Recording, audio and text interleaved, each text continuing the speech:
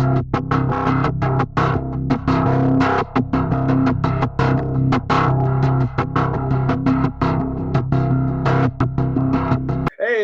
welcome to Kmfbz Radio. I would like to proudly welcome all the way from San Diego, California, Mr. Shaun Tenan from Darkening Skies.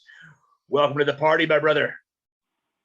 Thank you for having me. How are you guys doing up there? Oh, we're doing good up here in Edmonton, Alberta. They knew you were coming. The skies darkened. Did they now? And deadlights arose. Did they now? Well, I hope you guys make it through whatever's coming. I used to live in Northern Virginia, where I met Jeremy, our drummer, and about 27 years actually. And that weather out there is bipolar. It's real bad. It's a southern state, so you'd think it'd be kind of warm, and it is in the summer. But during the winter, this is probably a cool winter breeze to you all. But we sometimes hit like 16 degrees Fahrenheit at night. So. That's 16 degrees. So most of us are thankful to have that plus 16. When we get up to like plus 30, plus 35, our summers are hot, but our winters are cold as fuck. Oh my God. Yeah, I'm forgetting. We're down here using the imperial system. You guys are using Celsius up there, aren't you? Yeah. So let's talk about music, my man. Absolutely. How did you break into music, man? What were your influences growing up? Oh, wow. I'm getting old, so I gotta go way back. It's funny, like as a kid, like I liked music, but my dad was in the Navy. We traveled around a lot. I had lived in Rota, Spain, where they had a naval base at the time for a couple of years. And the international schooling system for military brats is not so great because they didn't really expose us to things like music. And meanwhile, all of our kids back stateside were learning like with the little flutes, the recorders in music class. And so I came back home at like 8 years old. And here is a new school, and I'm a little kid, and I got my little plastic recorder, and we're going to music class. It's time to learn music. And the teacher would put like the music notes up on the board and everything, and everybody would be starting to play Mary Had a Little Lamb, and I'd just be like, like fake pretending to play because I couldn't read any of the notes. I had no idea what I was doing, and I was too embarrassed to ask. So, I mean, a year after that, we were having kids bring in like their own music on CDs. And you know, I heard the opening riff to Machine Head by Bush, and I was like, what was that? And like ran up to the music teacher. I'm like, who brought that disc in? And I made friends with the kid who brought it in. His name was John. And I found out the name of the album, and I went out and got it. And I just had to make that sound. I was playing by that time I was playing the alto saxophone, and I was starting to like really get into it, but that wasn't really what I wanted to play. What I wanted to play, what spoke to me, was the sound of an overdriven electric guitar. And I've been hooked on that sound ever since. And guitar players are total prima donnas when it comes to chasing their tone. Mm-hmm. I haven't heard many tones out there I don't like. They're all great. Yeah, and I think it sucks more than trying to come up with things on bass. That's why props go to the man behind me. I tried playing bass for I tried playing bass guitar for the longest time, and Mr. Lemmy Kilmeister, Motorhead. Yeah, Motorhead. Yeah. I see that back there. Nice. Yeah. Lemmy was an all right dude. I never. This probably sounds like blasphemy. I never got huge into Motorhead until like just recently after he died, and I'm very intrigued by buttons and dials and gadgets. So I tried to teach myself how to mix music and things. I was partly responsible for like production value on our debut EP, Jump Off the Bridge and Live. So if you don't like how it sounds, blame me. It's my fault. But, so let's talk about Jump Off the Bridge there. What was the creative process of it? You know, it was a very much like learn as you go kind of thing. And that's why like Jeremy and I met on Craigslist actually, looking for a drummer, February of 2014. And so we've been together now about, what was that, 8 years? Am I counting right? Yeah. 7 years. And we kind of just knew we liked heavy metal, thrash music, like to play it, like to listen to it, and want to be in a band. You have definitely a very garage feel. I love it. There's a classicness to it. Yeah, and we didn't have a garage. We had our bass player at the time's bed, like not bedroom, but like just kind of like an off room in the basement. And his parents were pretty cool. We could play pretty loud. And I mean, at first you're like, we weren't kids, we were like grown adults, but we hadn't really like gotten our feet fully wet. So once we started getting into it and realized like we weren't going anywhere, this was something we wanted to do, we started Googling stuff, watching YouTube videos, going to local shows, making friends with the other bands, and networking a lot. We had our little business cards we'd pass out to people in the grocery line and all that. We all had like very wide like ranges of kind of interests, and I actually wasn't that into thrash music before I started playing with our band, and they got me into stuff like Exodus and Testament, and then after that I discovered stuff like the modern bands like Gamazon, and from Virginia, actually the capital of Virginia, Richmond, was just a couple hours south of where Jeremy and I lived, and that's kind of a metal mecca of a sort. They had Municipal Waste come out of there, Lamb of God. You have couple big bands in the metal circles are from Richmond. We're talking Richmond, Virginia, right? Sorry, say it again. We're talking Richmond, Virginia, correct? Richmond, Virginia, capital Virginia. That is correct. If I'm not mistaken, Guar came out of there. Guar was the third one that I couldn't think of, and Jeremy loves Guar, and he'd been to see him live a few times. They're a great band. Into them. Yeah, they're very innovative, and these I still guys haven't seen them since Odorous died. Oh, I know. I heard about that. I'm sad because I never got to see him play out live, but those guys were hilarious. The lineup that they had at the time with Odorous Rex was hilarious. I went on YouTube and I found all the old clips of them like in character, like professional wrestlers, like living their character in their suits on like Sally Jesse Raphael or whatever, and like pissing off feminists. Well, we don't just hate women, we hate all humans. Stuff like that. Crazy, outrageous stuff like that. Those guys were never on the Hollywood Walk of Fame with their own star, but they have a place in history for sure. I think if any band deserves a bio picture, it's Guar. There should be one. There should. Jeremy still to this day won't tell me what happens at a Guar show when they stop the show and they ask if anyone is there for the first time.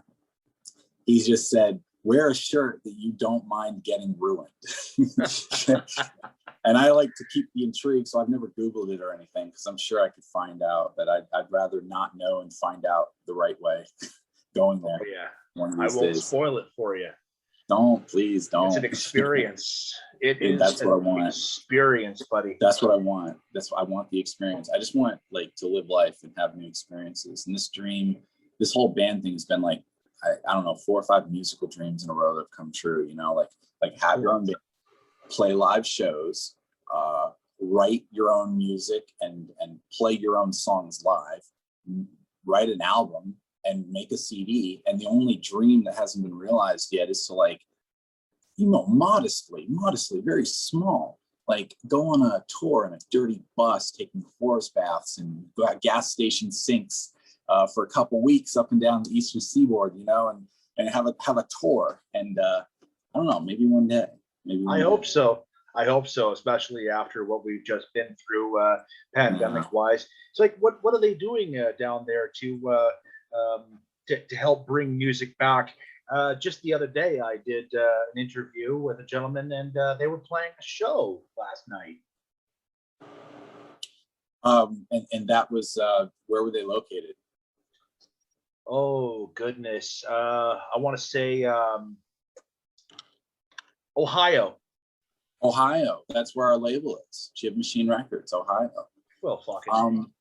It's weird. It's different depending on the location, because all the states have their own kinds of regulations, and different locations are also allowed to have their own kind of discretion on who they let in the building stuff. So I mean, it's more open here in Southern California now, where the order, I guess, has been lifted. And pardon me for like talking out of my rear end, because I don't really follow like news and politics day to day. Just pisses me off. But what I hear other people I know telling me about is just that there's a little bit more freedom. And now, like, I've been vaccinated, my wife's been vaccinated. Most of the people, like, I'm a special education teacher, so when we're working with the kids, like pretty much all the staff is, had to either be vaccinated or planned to, and then we're all wearing masks all day long. And they actually, we're back to school 5 days a week now, which is good. And we were able to take down those stupid, pointless plastic shields around each kid's desk. And we've actually had, I have a small class of 7 kids. A couple of them have actually even gotten vaccinated. So when that happens, I'm like, "Ooh, what'd you get?" And it's always, I guess the big ones right now are Pfizer and Moderna, and the Moderna one. My wife and I got Moderna. Yeah, Moderna's the second one. Yeah. Did the second shot kick your ass? I haven't had the second one yet. My wife and I were going for the second one here pretty soon. Okay, well, brace yourself and get it on a Friday, because it's going to kick your ass. I'm just kidding, but like for me, I know the first one I could say for myself, I had, other than the sore arm, which was nothing, but like a little bit of the chills and a little bit of the uneasiness. But other than that, I think the second one should be not too bad. I'll just say like my personal experience, and then can I just say like one more thing about the vaccine, and then let's get back to metal. Absolutely. All right, so I'm not a doctor, disclaimer, I don't really know anything about virology, but I'll just say, like, for the second shot, for like 6 hours, I hit the highest fever of my life, like 102.6. Sorry, American ignorance, don't ask me what that is in Celsius, but it was only for a few hours. I really didn't feel that hot, and then it broke, the fever broke, and I was good. I was a little tired the weekend because it was on a Friday. I would stay away from Johnson & Johnson. I'm hearing that it has a lower, like, I actually did look into this one because I know somebody who almost died from it. It's got a lower efficacy rate, somewhere around like 66% instead of like 85 to 95, like Moderna or Pfizer or whatever. And now, and you guys can Google this, there's some serious concern about how it affects the health of women ages like 19 to 50, in that it's causing blood clots to form. Some people have died, some people have almost died. Yes, I've heard that. Very, very crazy stuff. Frightening. Yeah, that's the one to stay away from, Johnson & Johnson. They didn't figure that shit out right. Yeah, they wouldn't allow it in Alberta. Good. That's smart. Yep. Oh, so let's get back to the metal. Hell yeah. I got to tell you, man, I love your song, Swallow Your Soul, man. Like, cool. For sure it's an Evil Dead homage. Definitely. How do you feel about the fact that there's a brand new Evil Dead movie coming out to HBO Max? All right, so you just made my day, because I hadn't heard that. Like I said, my finger is sometimes very off the pulse. There's 3 movies I am looking forward to. Definitely this year is the Top Gun sequel, Maverick. Yeah. The Ghostbusters 3 with Egon Spengler's granddaughter, I think, and Venom 2, man. And now you just made my day. Let me know that so what's it called? Do they have a title? I know there's Evil Dead 2, Army of Darkness. What are they calling this one? Evil Dead Rises. Oh, they couldn't have done that better. That's great. Yeah. I better see some fucking druids, man. There's some dark ones in that shit, man. The way they ended Ash versus Evil Dead, I didn't like it. It was good, but it left it open. Season 3, it left it open, and it feels unfinished. Yeah. Unless they're trying to say, like, oh, we can now live without Ash in a world of Evil Dead. No Ash Williams. How can this be? I don't know. I thought that show was really, really enjoyable. I thought it was done great. I loved seeing Bruce Campbell back in the Ash character. He turned out just like we thought he would, just washed up, stoner, depressed with life, knowing what's really out there and watching people scurry about, not knowing that there's this hidden evil world on the other side just waiting to take us all out. That'd ruin everybody's life, knowing all that. I don't want to know everything. There's some things I just don't need to know, right? But yeah, so what we would do in the songwriting process when we came up with stuff like that, because that's one of my favorite songs too. It's that one and Metal Storm, which I could tell you about later too. But yeah, thank you. We would like come up with like a riff or whatever, somebody would bring it to the table. The most important thing was, I think, that helped us along and still helps me and Jeremy now working on opposite sides of the continental US, because he's still back in Virginia, is we use Guitar Pro. So Guitar Pro software is a great music tab software and also musical notation software for people that aren't not familiar. If you can read guitar tabs from like Google Songster.com or something, you can read and write in Guitar Pro. It is phenomenal.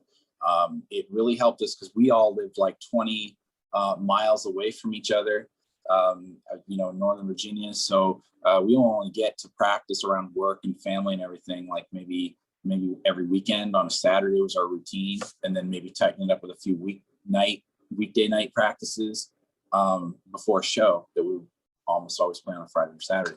So Guitar Pro, yeah, we would like come up, we would just be creative, jam, whatever, and then we would write it down and we would like email it or OneDrive it to Google Drive, whatever, to the band, be like, what do you guys think? And we'd be like, yeah, we can work with this. And then it would just write a new part. We would all kind of collaborate like on a Wikipedia article. And that's how our songs would take place. There was never like one songwriter or, whatever. We would have like the bass player would write a guitar solo or Jeremy would write like a guitar riff. And then if those two came up with something cool, I'd go in, and I'm more of a rhythm guitar player than a lead guy. I'm definitely no Eddie Van Halen, and never will be. But so what kind of equipment is your go-to? Like what guitars and stuff do you just have to have? I'm fortunate to have been born at a time where I was able to scoop up a few of the Washburn Dimebag Darrell models, and then as a kid, and then pick up a couple more as an adult when I had a job, and now those things are impossible to find. The made in America ones, the good ones. One I never got an American made Washburn Dime Bolt, but the prices are just insane, like $6,000 to $15,000 depending on the model. Just absolutely above and beyond what they used to be worth. And this is I also use Dean's. The Dean guitar Dimebag models. They're just very I always use a Floyd Rose. I know that Floyd Rose's bridges are very contentious among guitar players. You either love them or you hate them. I decided that I could not play for my musical style without a Floyd Rose. I just can't. There's some give and take to it and how you play, and the palm mutes maybe not sound as tight. But for all those whammy sounds and harmonic squeals and things that are in like Swallow Your Soul, for example, you gotta roll with a Floyd. And so all my guitars are tuned differently with a Floyd setup, different string gauges, different spring tensions. And I hit YouTube and I sat down like, I'm gonna figure this stuff out. Because I think Floyd Rose's trouble people because they're just they don't understand what they're doing. And they're not ready or willing to learn. And like my Floyds have been very reliable, very like tuning stable.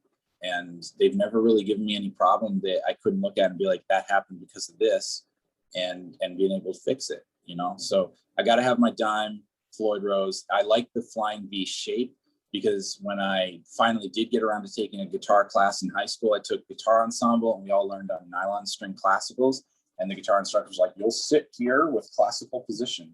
And to this very day, I always have one of these under my desk for my foot. Oh, nice. So that's how I sit there and I trap. I always play. So for the Flying V, it just sits right over my right leg. And honestly, I've never felt comfortable with like the rounder body styles over the right hip.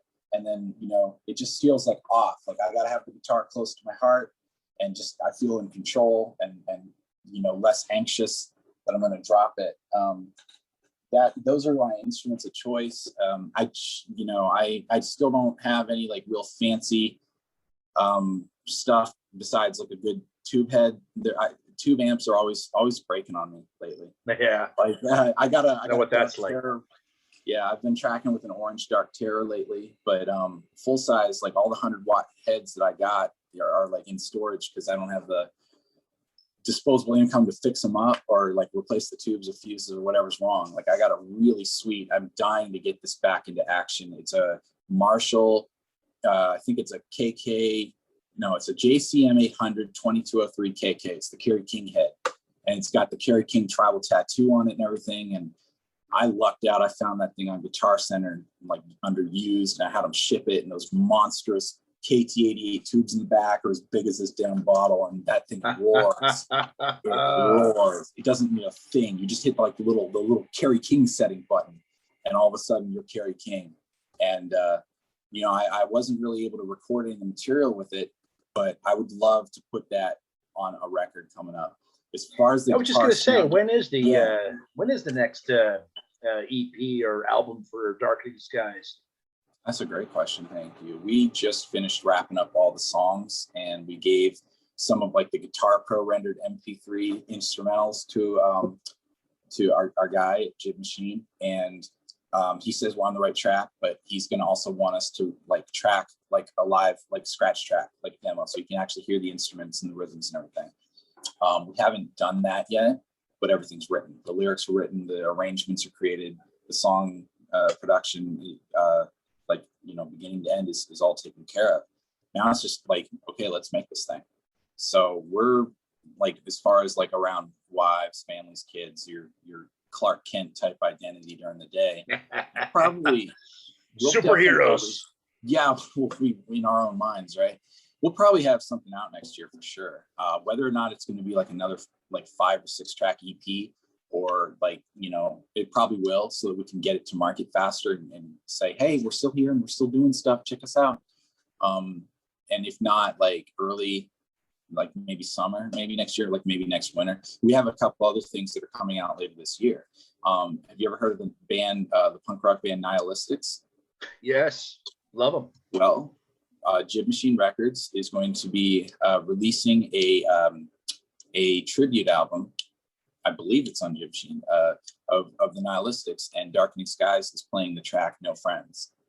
So this was something that we definitely put our punk soul into, because I didn't, like when I was a kid, I didn't know how to play heavy metal. I started on alternate rock, Bush, the Smashing Pumpkins, radio rock. But then I kind of like graduated, like, from beer to liquor, you develop a taste for something stronger. It's weird that I found Iced Earth before Iron Maiden, and I kind of like went backwards. But I just went, over the edge, and I looked at anything, listened to anything, got interested in anything. And I don't know where I was going with that, man. I got real bad ADHD. Sorry. No, it's all good, man. I totally get it. But when I got into metal, I'm 43 years old. My first experience was getting a cassette tape of Metallica, Black Album, and Judas Priest, Painkiller. Which album do you think I lean more towards? I don't know, man. You got Judas fucking Priest, man. Metallica was good, but I found that when it comes to like earlier Metallica, like it's the best. Like everything from like that up until Justice for All.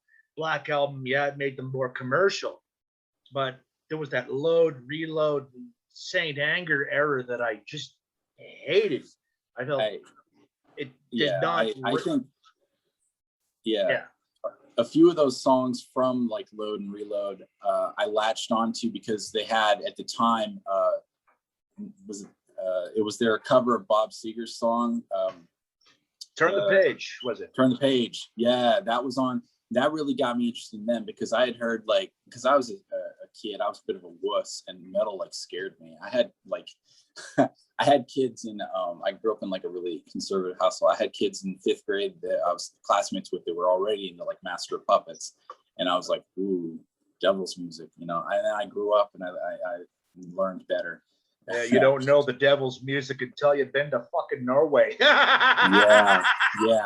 You know, and then right. And yeah, let's put it into perspective, shall we? Because Master of Puppets was, you know, I found out years later about, you know, James Hetfield's life, and, you know, he's writing about all these people he sees like either, ruin their lives or killing themselves on drugs, and how they're essentially puppets of this uncontrollable addiction. So like when you really find out the origin behind songs and the real deep meaning, I think they start becoming more powerful.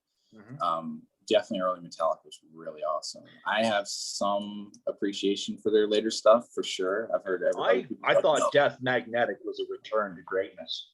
I did too. I thought it was great. And I also heard, like, I was listening to that at the time. That was about 2008, if I'm not mistaken. And Trivium. Yeah, year I got married. Yeah. Oh, congratulations, man. Yeah. Congratulations. I got married 2 Mays ago this year. So my wife just got back from deployment, and we just had our 2-year anniversary. We'll be celebrating 13 years in July. Yeah. Any advice?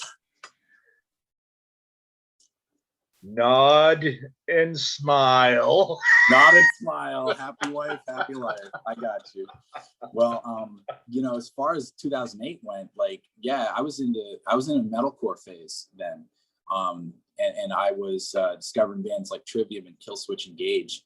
And I was really listening, but I was also getting like a better ear for like the different production that was really taking off in the early 2000s. And, you know, the specifically the bass drum and how it would just beat your skull in. And I was like, this is really, I didn't know what ear fatigue was. And I had to look it up. I'm like, why is it like giving me not a headache per se, but like this washed out feeling in my ears when I get out of my car? Because I was never like, I'm that weird nerd geek in the front row who has like bright green earplugs on underneath my hat. Like I'm that guy that's always got earplugs on at concerts. I've been very careful about my hearing my whole life, stemming from like a childhood disability that is a whole other story. But I'm listening to like this album and it's giving me ear fatigue. And then I start looking more into it because now I'm starting to get involved in like the audio production stuff. And it turns out that, you know, all those guys they're fried, they're deaf. They're all deaf. It's like that scene in Metalocalypse where the producer, Dick Nubler, if you've ever seen that show, he's sitting around asking the guys, that show, man. What do you think about this sound, guys? Too digital. Yes, I agree with him. It's too digital. And then they argue about who was saying what. And Nubler gets tired of the banter. He's like, "You're all deaf. None of you can hear a fucking thing." You know, and so of course, you know, you got guys that will blame Lars for that, for like it needs to turn the bass down, stuff he's infamous for. But it was just overcompressed. It was just terribly overcompressed. So were some of the Trivium and other competing albums at the time. I found out that there was like a whole nother mix of the album out there that I don't know, not everybody's aware of, I guess. But remember when the Guitar Hero games were like super popular and everybody had them and everything? I remember I bought Guitar Hero Metallica. Yeah. Well, didn't it have a lot of the Death Magnetic songs on it? It had a few, but it also had like some classics. And the real surprises was like it had like Thin Lizzy and Merciful Fate and that's cool. Motorhead, and it had even had a Foo Fighters thing, for crying out loud. That's okay. Little bit of a collection there. Well, there's an entirely different like mix of Death Magnetic floating around out there. It's got I guess there were songs that were recorded or produced for the video game. And they're actually, people hear it like compared to like the commercial release and then the Guitar Hero mix. They prefer the sound of the songs that were mixed for the video game because apparently they hadn't been mastered yet or something like that. You know, it's been a while since I looked into this story or whatever. And then there was another alternate, I think was there a track on Death Magnetic called My Apocalypse? Yes. Was that one the big instrumental, the big 9-minute instrumental, or was that a different one? There was a big 9-minute instrumental that they put on that. Yeah. I'm trying to remember now. Yeah. Well, on the commercial release, the solo is done by Kirk, if I'm not mistaken. But on the Guitar Hero version, James did the solo. And so what I did was, and when I was, I had, this was back when everybody was still like downloading MP3s, and not streaming the way they are now. And I had, I don't know where I found it, but I'd come across a gathering of the Guitar Hero mixes of Death Magnetic, and I downloaded them. And then I, opened up Reaper. That's the DAW that we use when we're recording music and everything. And I spliced the solo of Kirk from this commercial MP3 into the Guitar Hero version, and then I blended them so that Kirk's solo flowed into James' solo, and then so I basically extended that song. It was the only thing to do, really. Cool. Yeah, it was very self-satisfying, and that kind of brings me back where you were talking about Lemmy. Like, I really discovered and learned how to appreciate Motorhead after I went to like the website Pro Mix Academy, and I downloaded a mixing bundle to work on Lemmy's Motorhead song Electricity. Cool.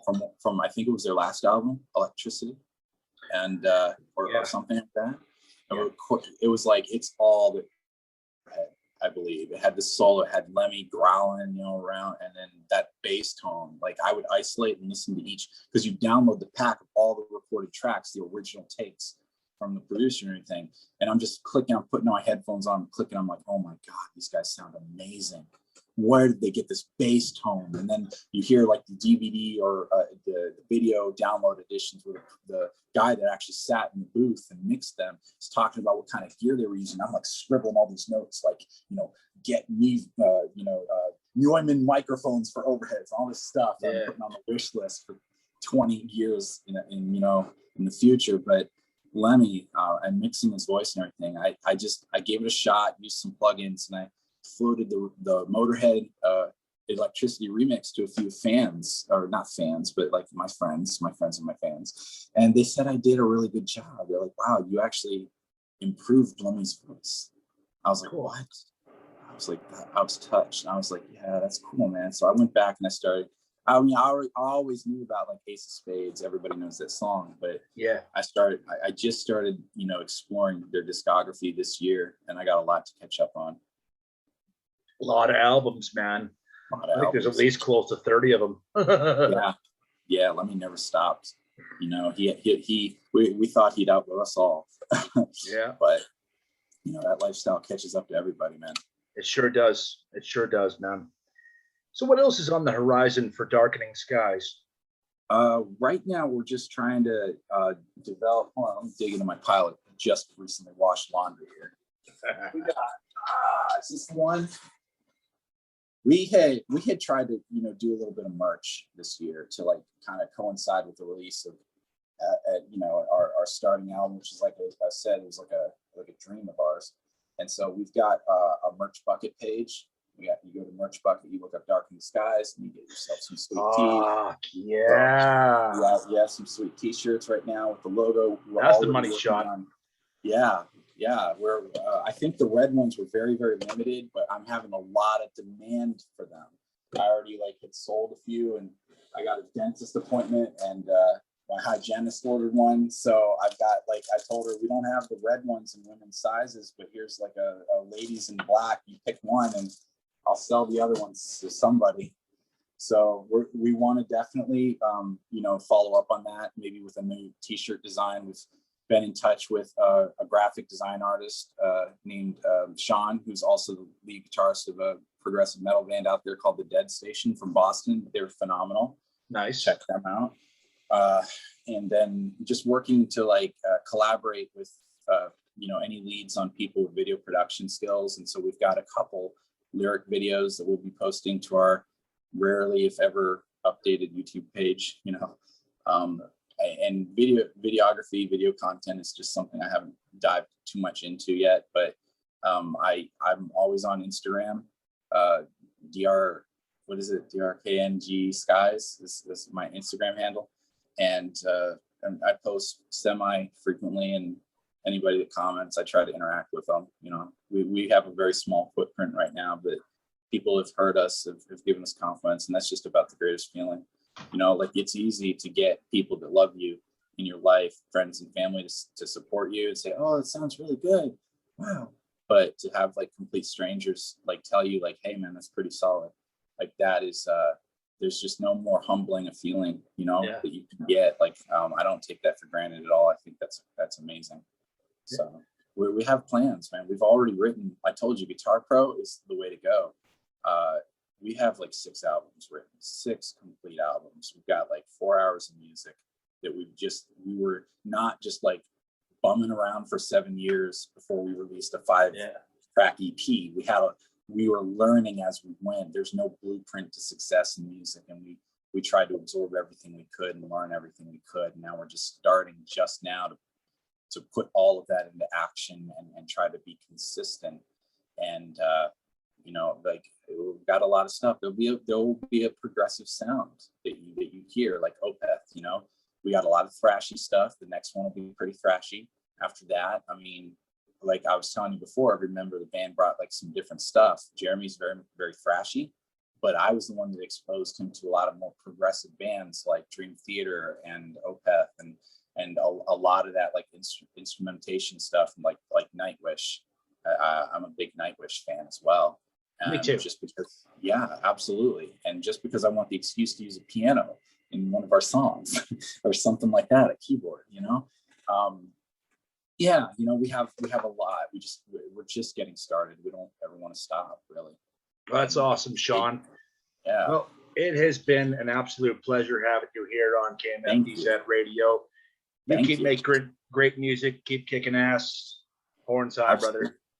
We'll do our best. You know, thank you for listening. Thank you so much for the opportunity to hang out with you today. And I just really appreciate the opportunity. And I hope you guys stay warm up there. And I hope you're staying safe and COVID's winding down, because I think we're starting to see the light at the end of the tunnel now. Rock and roll. All right, man.